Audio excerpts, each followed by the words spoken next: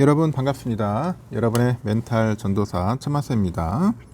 오후 시간이네요. 어떻게 점심을 맛있게 드셨는지 모르겠습니다. 점심 드시고 천만쌤의 이야기 한번 더 들어보시기 바랍니다. 요즘은 아주 흥미로운 이벤트들이 많아요. 뭐 AI 관련해 가지고 트럼프가 스타게이트 한번 만든다고 하니까 중국에서 엿먹이려고 뭐 딥시크라는 것을 또 보여주는 것 같아요. 고비용 필요 없다. 저비용으로도 얼마든지 AI 가능하다. 이걸 보여줌으로써 미국한테 한 방 때렸습니다. 그러다 보니 트럼프가 가만히 있지는 않을 거예요, 분명.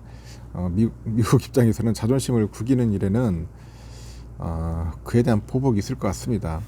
제가 볼 때는 하여튼 딥시크 제가 봐도 참 쇼킹했어요.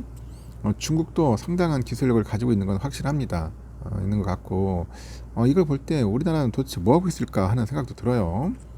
예전에 진짜 중국을 우리가 거의 발 아래로 봤는데 이제 중국의 기술력이 우리를 뛰어넘은 것 같아요. 지금 IT 쪽은 전기차도 그렇고 뭐 배터리 쪽도 그렇고 상당한 기술력을 가지고 있습니다. 앞으로는 미국보다는 중국 때문에 더 힘들어질 수도 있지 않을까 하는 생각이 들고 있습니다.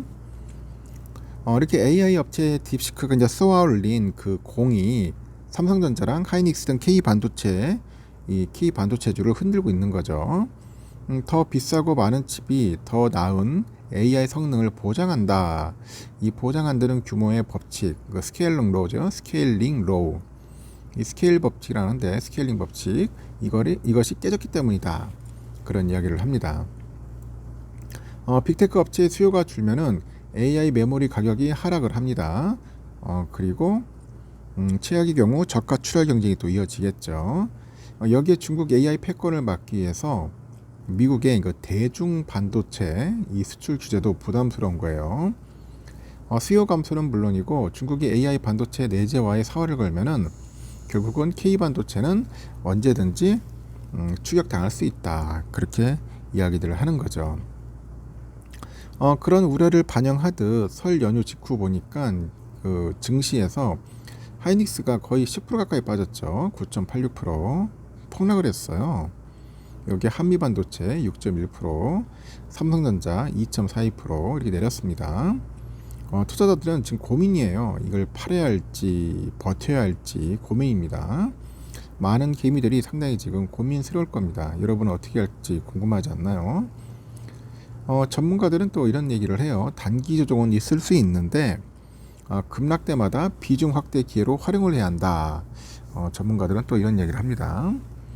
여전히 AI 고성능 칩에 대한 수요가 유지가 되고 비용 감소로 인해서 AI 시장의 폭발적인 성장 또한 기대되기 때문이다. 그런 이야기를 합니다. 이렇게 중국의 딥시크가 개발한 그 AI 모델 R1은 1957년 소련이 세계 최초 인공위성이죠. 스푸트니크 1호를 발사한 것에 이 버금가는 쇼크를 안겨줬어요.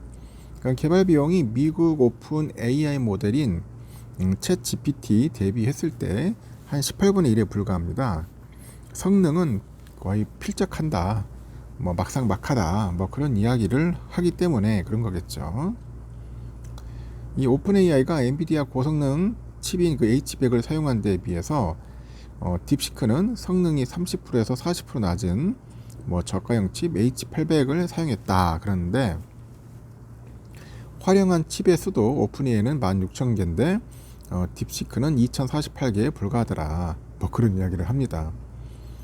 더 적은 양의 저가 칩으로 고성능을 구현하면서 당장 고비용 칩에 대한 의구심이 커진 거죠. 이에 따라서 엔비디아 주가가 지난달 24일 142.62에서 지금 31일날 보니까 120.07달러니까 15.8%나 빠졌어요. 엄청난 폭락이었습니다. 시가총액은 무려 805조 3,454억이 증발을 했다는 겁니다. 805조가 사라졌다. 충격은 그 엔비디아 GPU의 그 HBM을 사실상 독점 공급하는 그 하이닉스에도 그대로 이제 전달이 되는 거죠. 이렇게 설 연휴를 마치고 개장한 31일 하루 동안 9.86%나 이제 하락을 한 거예요. KRX 반도체 지수 역시 5.72% 정도 내렸다는 겁니다. 딥시크는 거의 종교와도 같았던 대규모 투자에 의존했던 AI 개발의 방법의 전환점이 멀지 않을 수 있다는 그런 가능성을 시장에 던졌다고 합니다. 그래서 딥시크가 쏘아 올린 작은 공이 AI 인프라 구축의 경쟁의 그 틀에 균열을 만들 수 있다는 것을 부인하기는 어렵다. 이렇게 또 진단도 하더라는 거죠. 그 AI 칩에 대한 공급이 이제 늘어난 상황인데 이 수요가 줄면은 반도체 가격 하락은 불가피한 거예요. 가장 무서운 게 수요죠. 수요가 줄어든다. 재고떨이를 위해서 이제 업체 간에 이제 저가 출혈 나오겠죠. 그런 가능성도 제기되고 과거에 이제 치킨 게임이 지연될 수 있다는 그런 지적도 나온다는 겁니다. 치킨 게임 상당히 무섭지 않나요? 미국의 중국 반도체 수출 규제 강화 시나리오도 전 커졌습니다. 이렇게 AI 시장이 미국 빅테크 간의 경쟁에서 국가 간의 경쟁원을 확전이 되면서 패권 유지를 위해서 칩의 수출을 제한하는 조치가 예상이 되는 거죠. 이미 미국은 중국에 대한 첨단 반도체랑 장비 수출을 금지한 바 있습니다.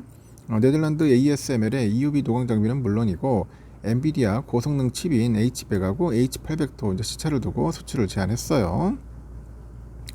그럼에도 딥시크가 AI 모델을 선보이면서 추가 제재 가능성이 거론되고 지난달 31일 날 보니까 트럼프가 젠슨랑 만났습니다.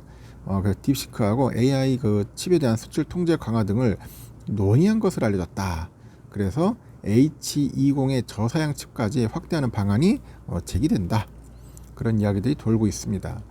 미국의 대중 반도체 제재가 강화되면 삼성과 하이닉스의 영업 환경에도 불확실성이 커질 수밖에 없고 두 회사 모두 중국에서 이 반도체 그 팹을 운영 중이죠. 수출의 상당 부분 차지하고 있습니다. 새로운 경쟁자로 등극한 중국이 이제 부담스러운 그런 미국은 추가적인 제재에 나설 가능성이 높아요. 한국 시장의 중국 반도체 제재 가능성이라는 그런 불확실성이 커진 겁니다. 이 더 큰 문제는 미국의 그 수출에 대응해서 중국이 AI 반도체 내재화에 집중하고 있다는 겁니다. 이 제재가 이어질수록 엔비디아 의존도를 줄이는 방향으로 갈 수밖에 없다. 방법은 내재화뿐이다. 앞서서 젠스랑도 미국의 대중 규제가 오히려 중국의 독자적인 GPU 반도체 개발을 자극할 것이다 경고를 했습니다. 한국 입장에서는 추격자가 생기는 거죠. 이미 화웨이는 어센드라는 GPU를 생산했어요. 23년에 7나노급 이 반도체 공정을 적용한 스마트폰을 공개했고요. 중국의 그 창신 메모리 테크놀로지는 16기가짜리 DDR5 양산에 돌입을 했습니다. 또 일부에서는 지나친 딥시크 우려의 경계를 합니다. 딥시크가 비용 측면에서 놀라운 추론 모델을 만들어낸 것은 맞는데 AI 투자가 끝난 건 아니기 때문이다. 여전히 고사양 GPU가 필요하다. 저렴한 AI 모델이 그랜 등장은 시장의 폭발적인 확장으로 이어질 수 있다고 합니다. 투자 비용이 낮아지면서 AI 소프트웨어나 자율주행, 로봇 등의 출현이 더욱 가속화될 수 있다. PC도 1980년대 비싼 가격이 대중화되지 못했는데 90년대 가격이 하락하면서 폭발적으로 보급됐죠. 전에 그 인텔 CEO가 컴퓨팅은 기체 법칙을 따른다. 컴퓨팅을 극적으로 저렴하게 만들면 시장이 확대될 것이다. 이렇게 평가를 했고 이어서 딥시크가 AI 활용을 더 폭넓게 할 것이다. 이렇게 전망을 하는 것 같습니다. 그래서 이에 반도체주 급락 시에는 저가 매수 기회가 될 수 있다는 분석도 있어요. 증권가에서는 계속 그런 얘기를 하는 것 같습니다. 하여튼 이번 주 한번 보시고 월요일부터 여러분 어떻게 흘러가는지 한번 잘 체크해 보시기 바랍니다. 여기까지 하겠습니다. 여러분 좋은 하루 보내십시오.